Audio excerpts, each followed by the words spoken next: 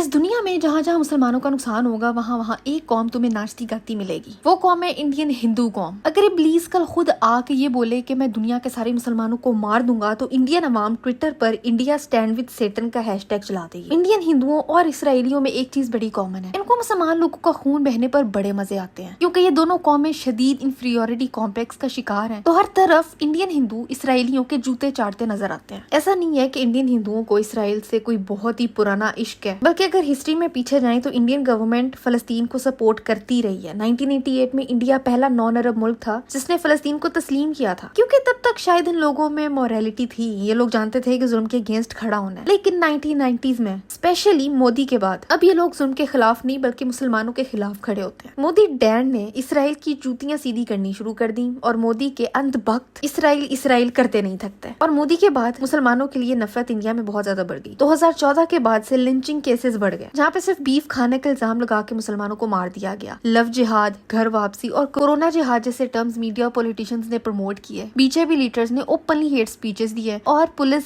ज्यादातर केसेस में एक्शंस नहीं लेती। सोशल मीडिया पर भी इस्लामोफोबिया काफी ज्यादा बढ़ गया, जहाँ मुसलमानों को टेररिस्ट या दूसरे नामों से टारगेट किया जाता है। कश्मीर का स्पेशल स्टेटस खत्म कर दिया गया और CAA NRC लॉज भी मुसलमानों को आइसोलेट करने के लिए यूज होने शुरू हो गए। यानी ओवरऑल मोदी के रूल में नफरत सिर्फ जुबान तक नहीं रही, ये पॉलिटिक्स और ग्राउंड रियलिटी तक पहुंच गई। इसराइली कौन लोग हैं ये देखो। The innocent lives or the kids being in Gaza, is that okay?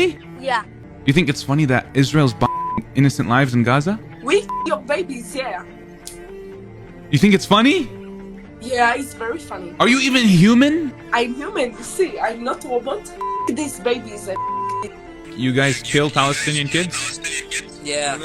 Just two this morning. Just two. Yesterday was a good day. I wish IDF kill more children. You love Palestine, Okay. I kill you. I fight Palestine, baby. Palestine, oh. और Indian Hindu इनके जूते चाटने में busy हैं, जो कि बच्चों को मारने में भी खुशी महसूस करते हैं। एक तो हंसी भी बहुत आती है कि सार इंडिया फ्रेंड्स विद इसराइल सार कह के कि इन पजीतों ने अपना इतना मजाक बनवाया है कि इसराइली खुद इनसे उकताक चुके हैं, घिन खाते हैं इनसे। ट्विटर पे IDF पेज ने ईरान से रिलेटेड कोई पोस्ट की और उसमें उन्होंने कश्मीर को पाकिस्तान का हिस्सा दिखा दिया। फिर जो आग लगी इन पजीतों को और जो ये रोए उस कॉमेंट सेक्शन में, ये चेक करो जरा, क्या रोए हैं यार ये लोग। और इनको रोता हुआ देख के इन पजीतों को पाकिस्तानियों ने क्या ट्रोल किया है, ये तो कुछ भी नहीं है। ये वीडियो देखो जिसमें इसराइली यहूदी एक इंडियन को कह रहे हैं कि गो बैक टू इंडिया। वो सीधा सीधा इनको जलील कर रहे हैं। और बूट लिकिंग का ये आलम है कि वो इंडियन इसको कह रहा है कि I love you brother, I love you.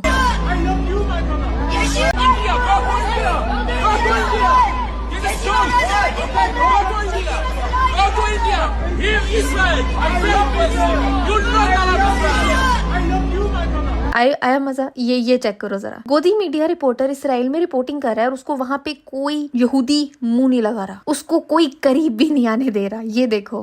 Hi ma'am, do you speak English?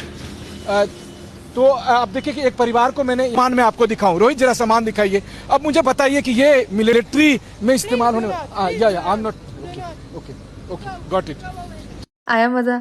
ये वाली वीडियो देखो। ये इंडियन यहूदियों में घुस के एक यहूदी को सजदा कर रहा है और वो जिसको सजदा कर रहा है वो भी इसे घिन खा रहा है और आसपास के लोगों को भी कराहत आ रही है। और फिर एक और यहूदी पीछे से आया है जिसको लिटरली ठुड्डा मार के उसने खड़ा किया है कि अबे जाहिल आदमी तू कर क्या रहा है। मैं सोचती हूँ कि इंसान को क्या इतनी शदीद चापलूसी आई होगी कि वो ये हरकतें कर रहा है सिर्फ इसलिए कि इसराइली यहूदी इनको पसंद कर लें, इनसे फ्रेंडशिप कर लें, इनको भीख में थोड़ी सी अटेंशन दे दे, अप्रूवल दे दे कि हाँ देख लिया तुम हमारे जूतों में बैठे हुए हो, देख लिया। लेकिन ये ऑब्सेशन इनको इतना जलील करवा रही है, वो भी इंटरनेशनली। अब तो पूरी दुनिया को पता चल गया कि इंडियंस ट्विटर पर फेक अकाउंट्स बना के खुद को इसराइली प्रिटेंड करके मिस इन्फॉर्मेशन फैला रहे होते हैं। विविड प्रावस प्राइम एग्जांपल है। इंडिया इसराइल दोस्ती कोई दोस्ती नहीं है, ये वन साइडेड ठरकी प्यार है। बॉलीवुड बहुत जल्दी एक फिल्म बनाएगा जिसमें अक्षय कुमार होगा इंडियन एजेंट और कतरीना कैफ होगी मोसाद की एजेंट, और दोनों मिलके दुनिया से मुसलमानों को खत्म कर देंगे और इस दौरान इन दोनों को प्यार हो जाएगा और ये फ्रेंडशिप रिश्तेदारी में बदल जाएगी। तुम लोग देखना एक दिन ये वाली मूवी रिलीज होगी। रफाइल जैसे महंगे जहाज गिरवा के इनको जरा शर्म नहीं आती, तुले में है कि जलील होना ही होना है। जब तक दिन में 10-12 गालियां ना खा ले इन पजीदों को नींद नहीं आती। और मुसलमानों की नफरत में ये लोग इतने पागल हो गए हैं कि सऊदीया का झंडा जमीन पर रख कर ऊपर चल के कलमे की तौहीन कर रहे हैं। रहे हैं। पता नहीं इनसे क्या सेटिस्फेक्शन मिल रही है इनको। और यही नतीजा होता है जब एक मुल्क का लीडर कोई मोदी जैसा गलीज और जाहिल आदमी बन जाए, फिर उस मुल्क की आवाम भी गलाजत और जाहलियत ही उगलती है। ये कब तक आखिर मुस्लिम हेट की बेस पे वोट समेटता रहेगा, मैं सोचती हूँ। और कितना टाइम लगेगा इंडिया को कि वो इन पजीतों को पढ़े लिखे क्रिटिकल थिंकिंग करने वाले लोगों से रिप्लेस करता है। और फिर मैं क्या ही क्रिटिकल थिंकिंग की बात करूँ। हमारे अपने पाकिस्तान ने ट्रम्प को नोबेल पीस प्राइज के लिए नॉमिनेट किया है। वो ट्रम्प जो इसराइल का कुत्ता बना हुआ है, वो वाला ट्रम्प जो ईरान में बॉम्बिंग कर रहा है, वो ट्रम्प जो गजा को फलस्तीनियों से खाली करवा के कंट्रोल अपने हाथ में लेना चाहता है। क्यों? क्योंकि जिसने पाकिस्तान और इंडिया में दोस्ती करवाई थी और जंग मुकाई थी। ओबामा को भी तो मिल गया था नोबेल, वही ओबामा जिसने अफगानिस्तान में बॉम्ब गिराए, पाकिस्तान में ड्रोन भिजवाए, इराक में स्ट्राइक्स की, सीरिया में स्ट्राइक्स की, लिबिया में बॉम्बिंग की, यमन में ड्रोन स्ट्राइक्स की, सोमालिया में ड्रोन स्ट्राइक्स की, फिलीपींस में स्ट्राइक्स की। ओबामा ने कम से कम 7 मुस्लिम मेजोरिटी वाले मुल्कों पे बॉम्ब्स गिराए और कुछ रिपोर्ट्स के मुताबिक उसने जॉर्ज